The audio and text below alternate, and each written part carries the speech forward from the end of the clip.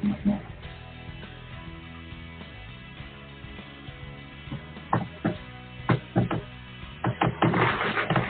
morning, everybody. I'm Larry Jacobs.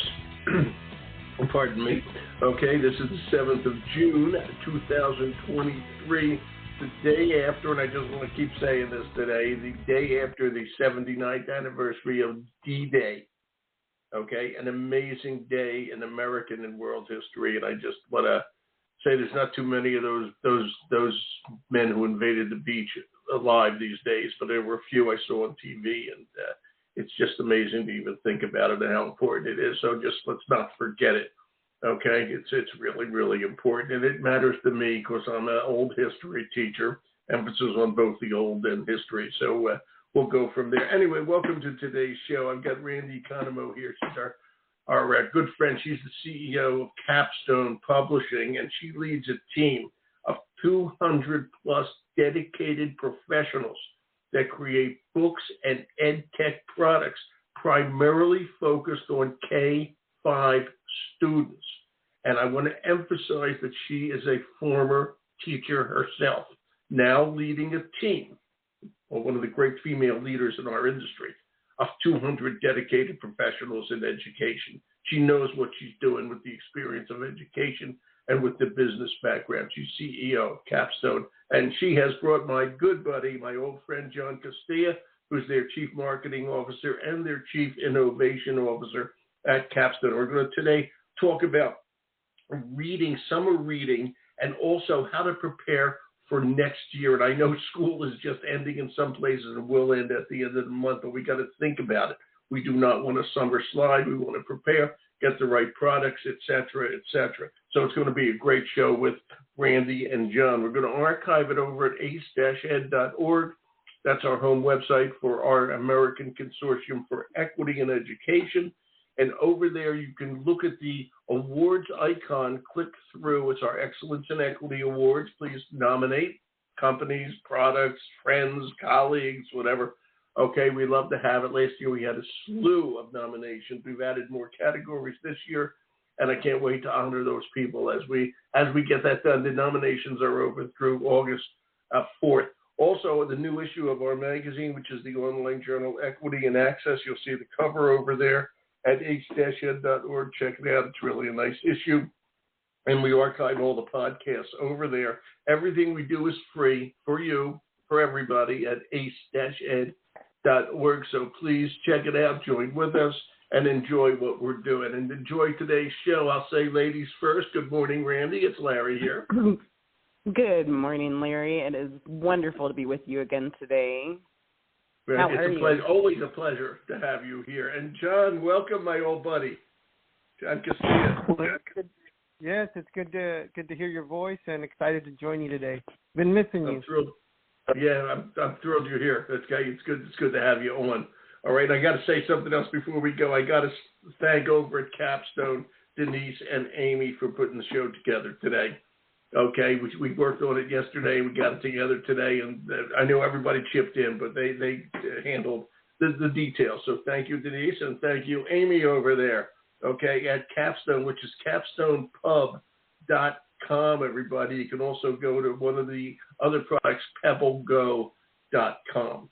All right, and actually, I'll throw this to Randy. Just explain real quick PebbleGo and Capstone Pub, the two websites.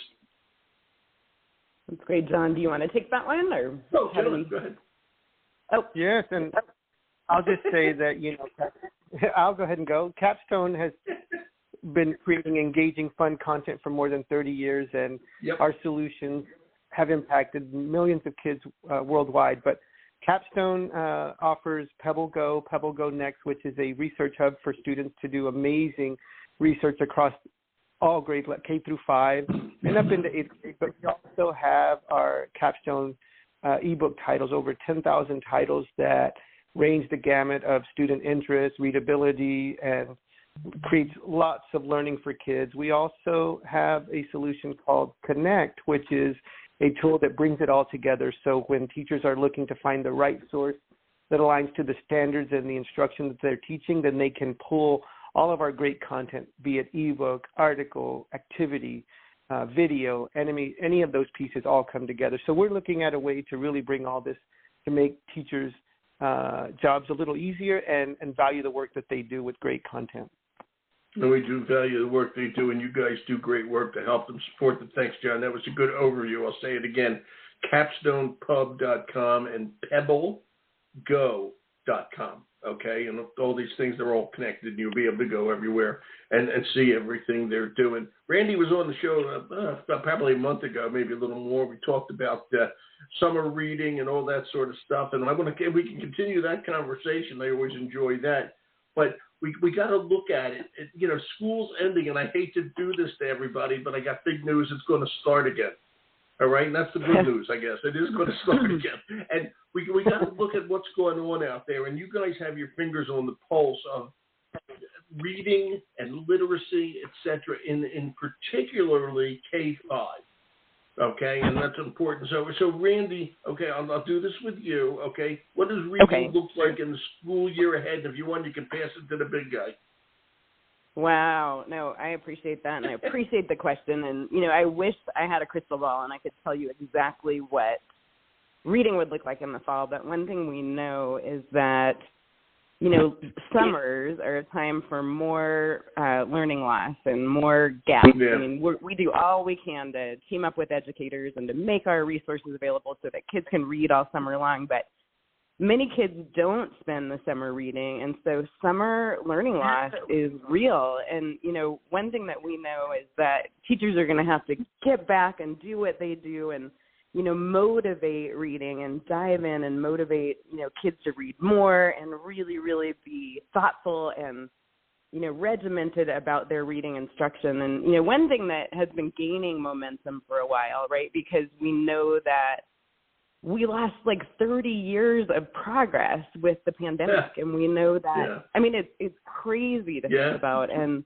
it's devastating to think about the impact. And it really, that learning loss spared no state, no region, no demographic, but some of the most vulnerable students, especially those of color, experience the most significant declines. And so we're hearing a ton about the science of reading. It's on everybody's mind, and for good reading, or for good reason, I should say. But there's also a fair bit of debate about what is the correct way to teach reading. I mean, there's been a lot going on in educational history. So one thing we know is that the science of reading will be on the mind of educational leaders and parents and state legislatures about, how do we provide research-based instruction? And I mean, there's a fair bit of debate going on, but it is something that we'll hear more and more about.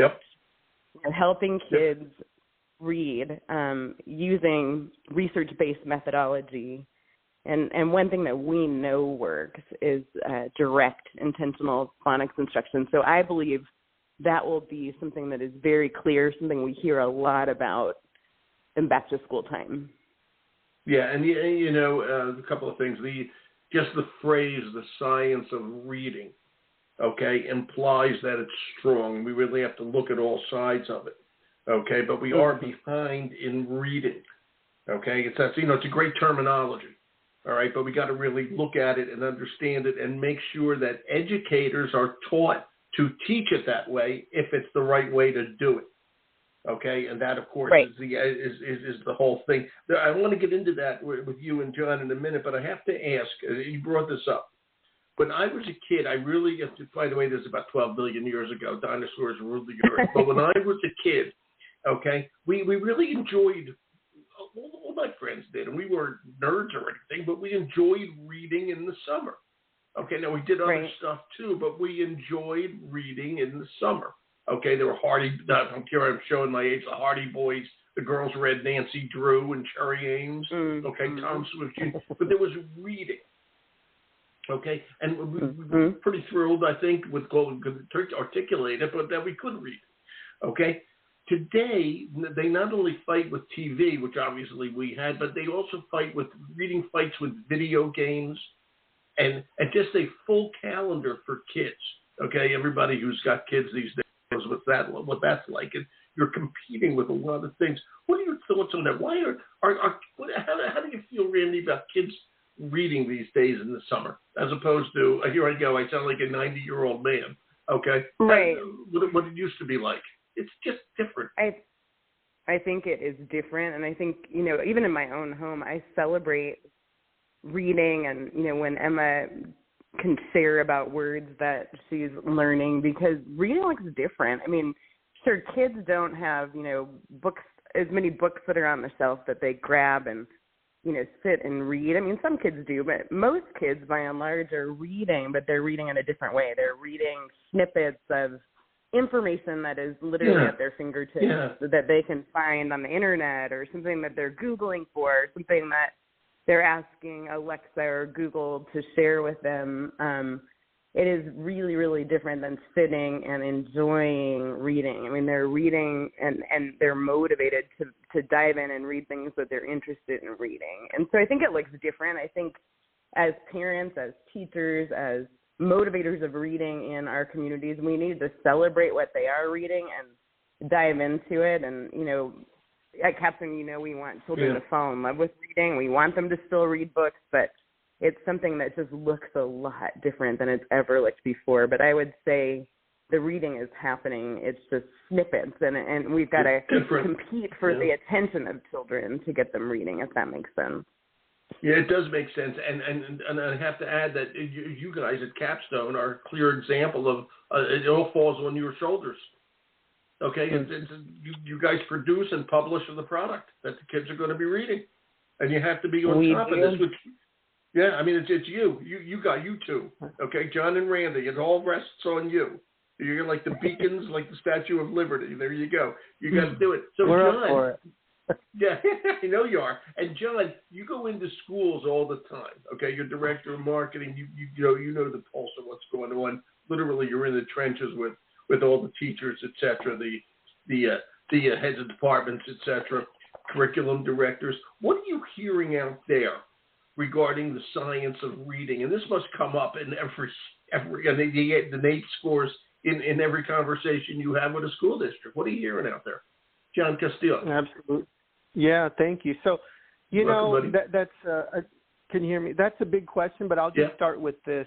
As a former also English teacher, I started teaching in Lubbock, Texas, and then I went to Robstown, Texas to teach middle school English. And even then with low socioeconomic environments and things of that nature, the challenge is what you're talking about, getting kids motivated and engaged. And when you look at the science of reading, if you remember way back in, No Child Left Behind, Reading First, those 5 literacy pillars. I mean, the science of reading, as I see it, is like we know how to teach reading.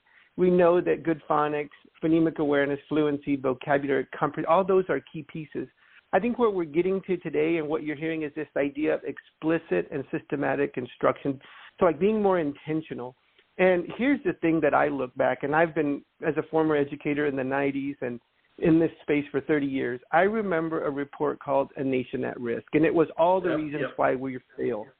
Well, many years later, a report came out called Prisoners of Time, and that report said, how we can combat this with creating more time for reading, and that's what summer does, as well as extended day after school and finding that additional time. Additionally, was getting families engaged, family involvement. Like, how can we get families involved in helping students read?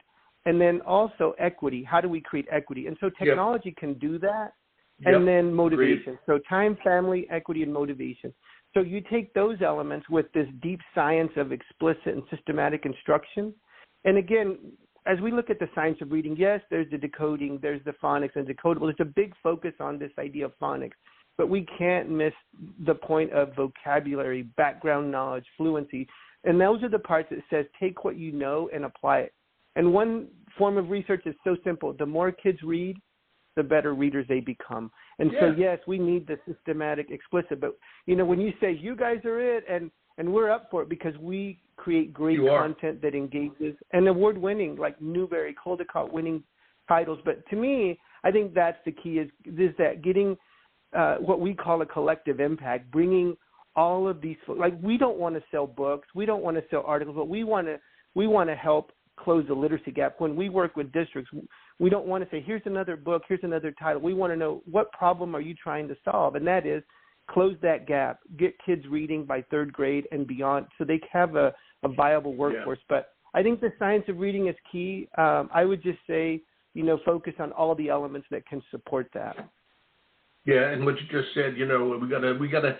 Our job as educators is to turn these students, okay, into I'll call it a viable workforce. No matter how that happens, they may just work for themselves, they may work for a big company, but they want to be productive citizens, okay. Absolutely. And that falls on us, okay. And we just got to constantly, okay, be aware of what the needs are there, and it's just amazing to me. What Randy said, the kids are reading shorter and shorter snippets. I'll call it that. Use her word.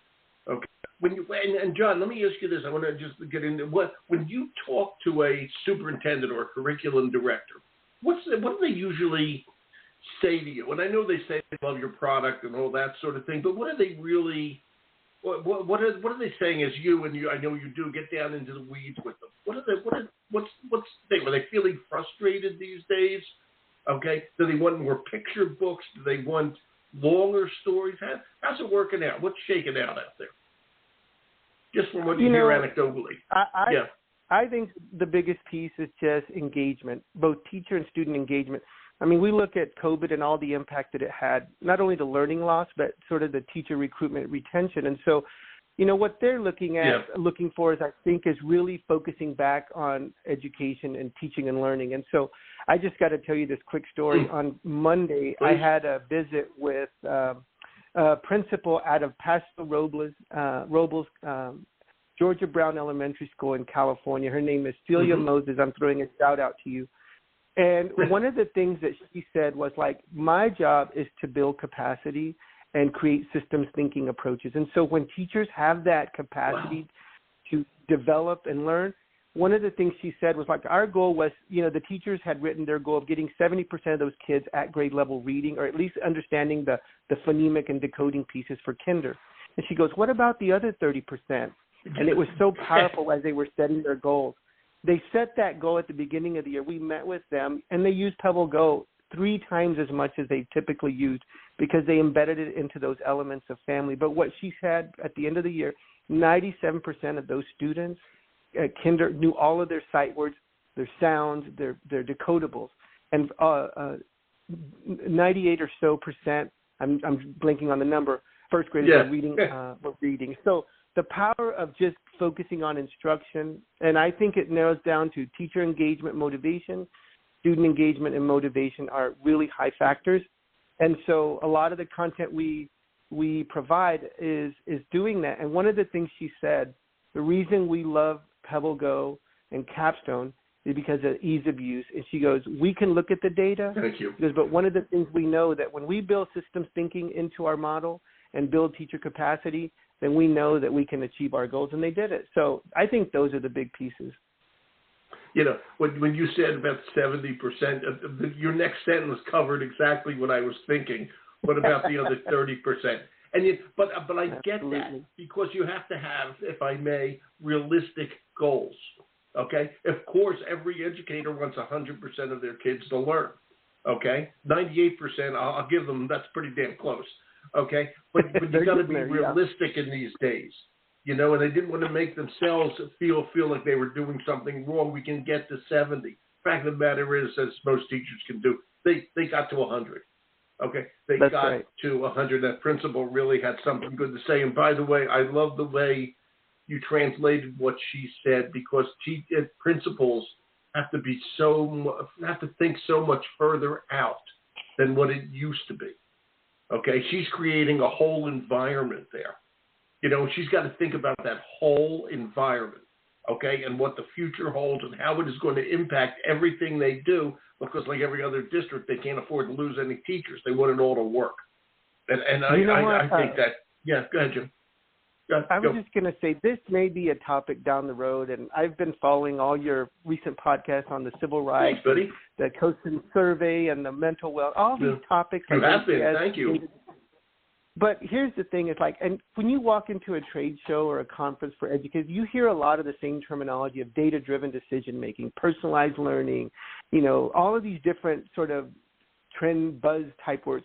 Yeah. But one of the things that I think is above all of that is the value of that teacher and that building capacity. And that's what she did. Like, to be honest with you, one of the things she said was like, we've been looking at this macro level data that we haven't really looked at that individual data of like the Pebble. They will.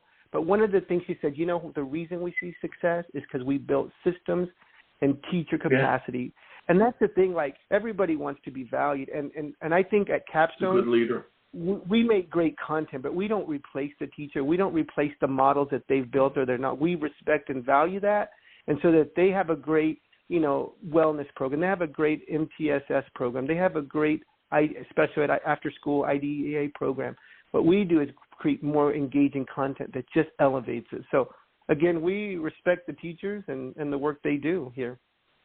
Yes, you do, without question. And you were both teachers, which I think I'm going to say that again. You were both teachers. Okay, and this is an important fact for we talk to educators here. Okay, and a lot of teachers see you guys as salespeople.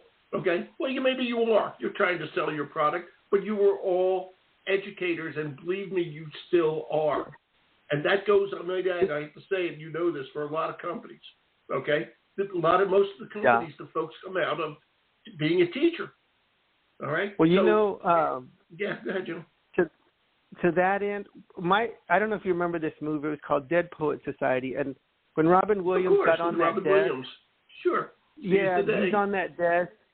He's motivating, engaging those kids, and he's selling to them. He's selling this idea that you can read. I think every teacher's a salesperson. They may not say that or think that, but they're selling those kids on their ideas, their instructions, and that's our goal, is we value the work we do.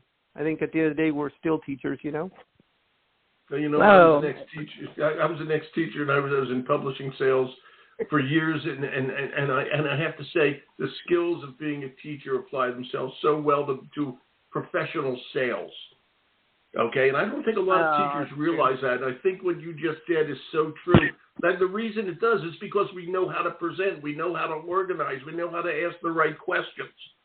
Okay, and you take that and then you apply that like you guys did, and like I try to do here every day, to the whole education, the whole field of education, the whole education industry, and you got a pretty good thing going. Okay, your point was incredibly well taken, John. I got to tell you, and I congratulate both of you on the work you did and the work you do.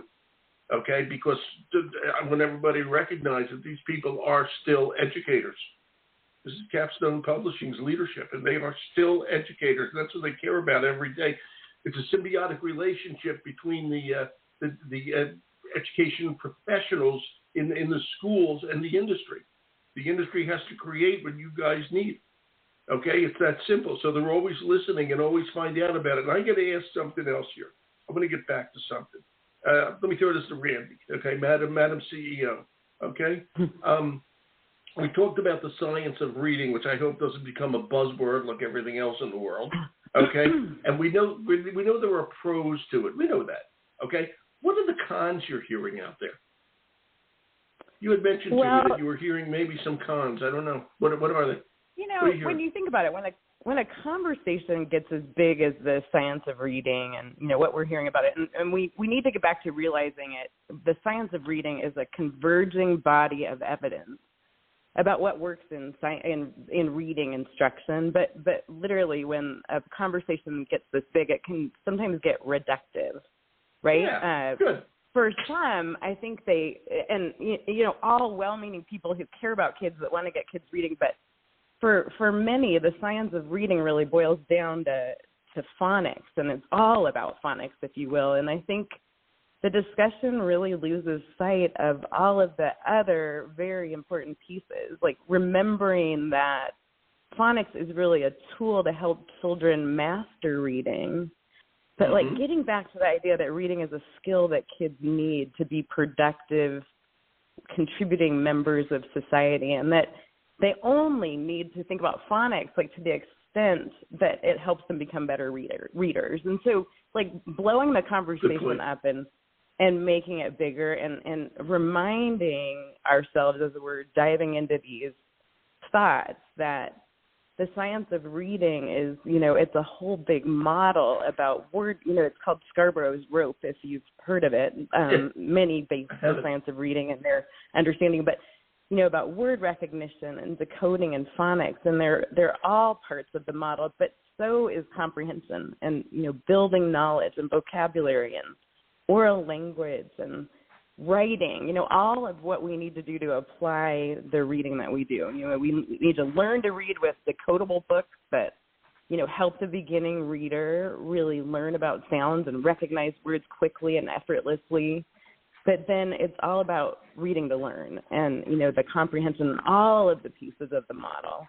And so I think remembering to keep, a focus on the research that works, but to keep the conversation bigger. And I know our well-meaning educator friends out there, and you're right, John and I are educators. I think the calling of a teacher, it's the highest calling ever. I will never lose sight of being a teacher and loving it and now wanting to impact the world's children. But our well-meaning educators know why they're doing what they are doing, and, just keeping the conversation bigger and about the whole instead of just pieces. And, I think we get lost in the phonics debate sometimes.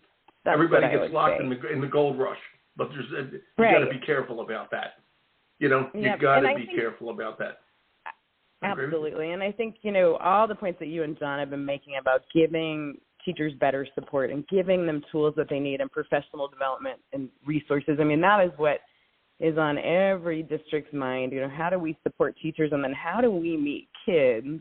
One thing about decodables and, starting all the way back at phonics is they can get pretty boring. And so I think Capstone, without revealing too much of what we're doing to help, we create beautiful content that is engaging for kids. Yeah, you do. And I believe we owe this market, our teachers, our students, decodable books that are the most interesting on the market, if you will.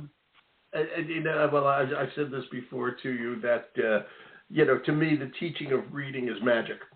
Okay, and if you don't believe, when kids go in and learn reading, they're just looking at marks on a page. If you don't think it's difficult to learn how to read, go pick up a book that's written in Arabic and read it. You can't read it. Okay, but they're just the same marks on a page. Okay? Right. And my point is the fact that teachers can do this, maybe not 100% of the time, but damn close to 100% of the time. Okay? It's pretty amazing. Okay, when you think about it. Okay, they're just marks on a page when you first get started, and somehow it becomes a language in words. Okay, you talk about decoding. Okay, it's really something, and I have to say something else. I was talking to my wife the other day. I don't know how we got on the subject. We were talking about high school, and she looked at me, and she said, "Why did they make me read Silas Marner when I was a kid?" Okay, and of course the answer, not to make fun of Silas Marner, because that was the book that happened to be in the closet when we were kids, and the English teacher picked that one out. There has to be there needs to be an enjoyment of reading. You don't read because it's hard to do. You read because you enjoy doing it. And then when you need to do it, it's that much easier to do. Okay? When you need a technical manual or a science text or something like that. All right? But it's just, and that's what you guys do. You create enjoyable things that make kids read and make it easy for teachers to teach that. And on that note, I know you just said, we're not going to let too much out of the bag here. What's on the game plan? Let's see, do we go to John? Okay, his boss is here. Let's see, John, what's on the game plan for next year? What are you going to give away, John? What's going on? I always say whatever Randy tells us to do and wants us to, we're doing it. But no. There you go. And so the torch is passed to Randy. No. Well, I do want to highlight one piece that I want to highlight one thing that we're really excited about. I mean, we're definitely focusing on ways in which we can have a greater impact in communities, but also ways in which we could extend learning. And so we're looking at ways to support extended day after school. We have summer going on right now. Also this idea of wellness or well-being and how we can help creating content that supports that. And so we have that in our toolkit, and then focus on dual immersion, dual language, and biliteracy supports, creating a lot of great content that supports representation and understanding that a child's first languages is just as important in the academic supports. But one of the things I'm really excited about is our partnership with ISTE. We're launching what is called the CAPSTONE's ISTE Young Innovators Series. And this is talk about this. Whoa. And ISTE's coming up in a couple of weeks in Philadelphia, so go ahead. Wow. Yes, so our first title in a series of young innovators is called Sonia's Digital World, and it's a title in partnership with ISTE around this idea with using digital tools, digital citizenship, and learning in this digital age. And it's written and led by Shannon McClintock Miller, who's a well-known librarian. Shannon, sure, from Iowa. She's fabulous. Yeah. Yes, and so she's Iowa, we're right? excited. She's from Iowa. My beautiful redheaded friend, Shannon. That's what you're talking about, right? That's right. Yes. And she's brilliant. She's incredible. She is, and this book will be featuring the launch of this series and title at ISTE, at our booth, at various press events with Richard Collada from ISTE and his team. But the most exciting piece about this book, while it is focused on this digital world, and we were talking about how kids read and they're engaged in other forms of technology, but what it really builds on is this idea of connectedness, to connecting with other people, connecting in various ways and building community. So it's a really great story that builds on learning, playing, communicating together, but leverages the world of digital. And speaking of digital, I'm not going to promote technology, but I saw the Apple Vision Pro and can't afford it, but oh my God, technology and where it's going. Did you put it on yet? Did you put it on? The new one? No, but I've been watching the video, and the technology is really like leap years ahead. So Sonia's Digital World is going to prepare them for that. Yeah, $3,500. And what you just said really matters. The technology is leaping ahead. We're all going to have to deal with AI pretty soon. Okay, and we are dealing with it. It's there. We have to deal with it. We got to figure that out. I'm sure ISTE is spending half their time trying to figure out what's going to go on with all that. But that's really incredible news of a partnership with ISTE. I'm so glad you brought that up. It's just great. Okay, so you're going to have a big booth there, I assume, at ISTE. Am I correct? Yeah, we'll have a good presence there. We'll have lots of promotion items to support the launch with ISTE. But there's a lot more going on that maybe I'm not privy to share yet, but Randy may want to divulge in some of our new technology work. I feel like it's Education Talk Radio spyware. Go ahead, Randy. You want to say anything more? Or you want to tantalize? What do you want to do here, Rand? Larry, I'm so glad that you brought up that, we still have room, even, when we think about the science of reading and, intense, research-based instruction, that there's still room to delight kids. And that's what we love to do at Capstone. And so without giving away too much, I'll share that, in our minds, we know that kids, I have a couple things I want to share with you. We got to get to the theory and growth piece in a minute. But let's first say that, we know that children want to read about other kids, that kids that are like them and kids that are not like them, kids that are in their community. And so excited about a lot of our new books coming out that are about kids. And there's one in particular called The Sense of Play, which is about a young girl's adventure with her blind brother. And it's based on an author's own experience. It's a beautiful book. We're doing a lot to expand our work when we think of, graphic novels and adventures for kids. I mean, they always say yes, please, to those types of books. But, one thing I know you and I align on, back to the Pukey Book of Vomit and all the scary titles that I've shared with you. Yes, we do, Randy. Yes, we do.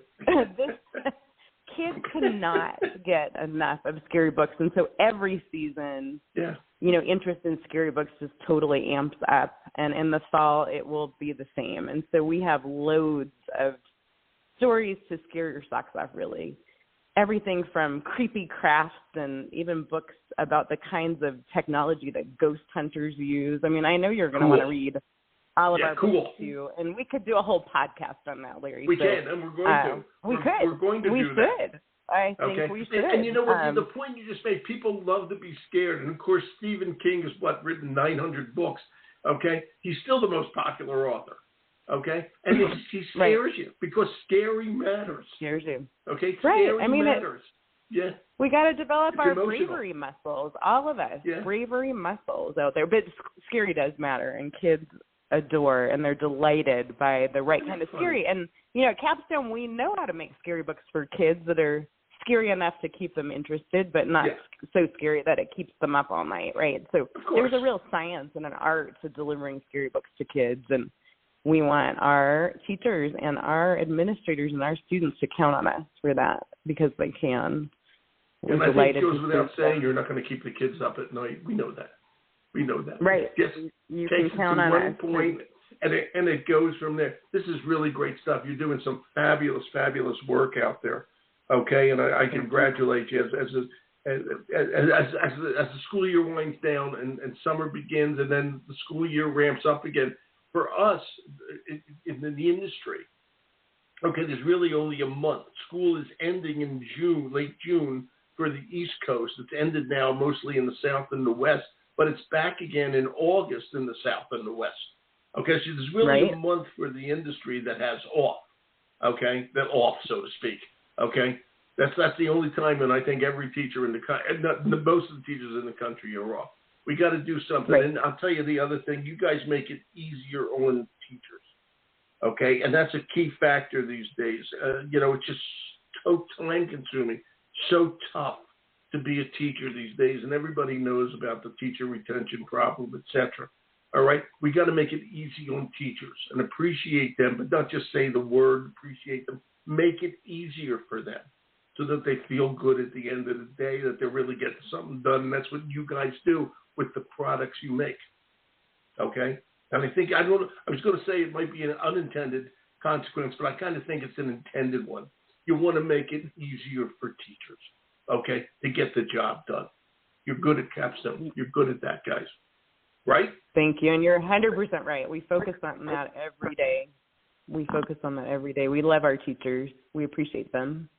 They need help, and we're right here. Yep. You are. And you empathize. You were one. Both of you were one. Okay? And, and by the way, I love the way the scary stuff. Okay, John, is that your favorite stuff? As we wind down here, is that favorite stuff, the scary stuff?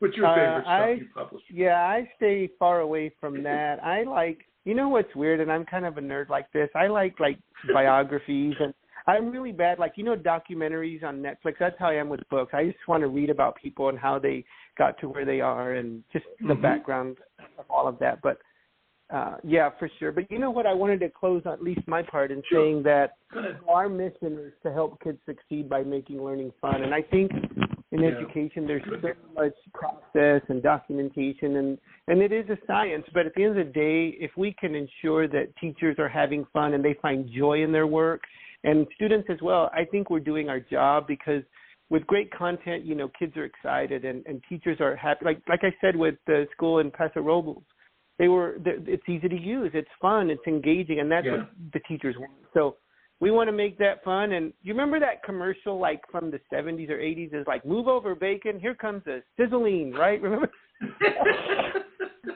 That's us. That's Randy and I. We want to bring sizzle, fun, and joy. So remember that. Sizzling, oh my God. That's old school, huh? Larry, ladies and gentlemen, listen carefully. You hear John Costilla age himself very quickly. Watch it. It's amazing. It's like a Twilight Zone episode. Okay, you're aging as we speak. It's a riot. Move over bacon. Okay. This was great, guys. This is great. Randy, thank you so much, Larry. Wind it down, Rand. What do you want to say?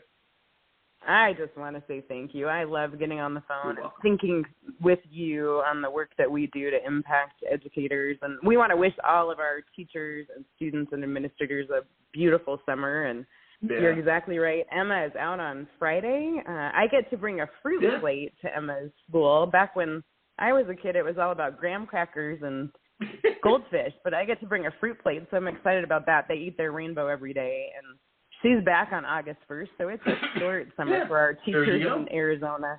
Yeah, but I want to wish everyone well and thank you for your support of students. And Larry, thank you for your support of educators and for allowing us to partner with you.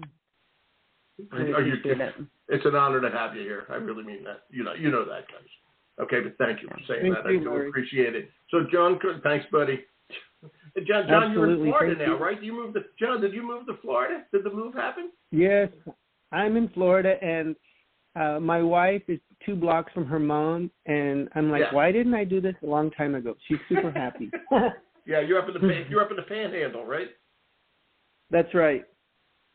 Enjoy, go swimming, enjoy it, have fun. Wow, just great. Okay, come visit. And Randy, you're in Arizona too, so just it's a longer walk to the beach. That's all there is to it. It's going to get a little longer, longer for sure. Yeah, this is great. Thanks, guys. All right. Hey, terrific. Thank you. Have a great day. You're welcome. Thank you for everything. Bye-bye.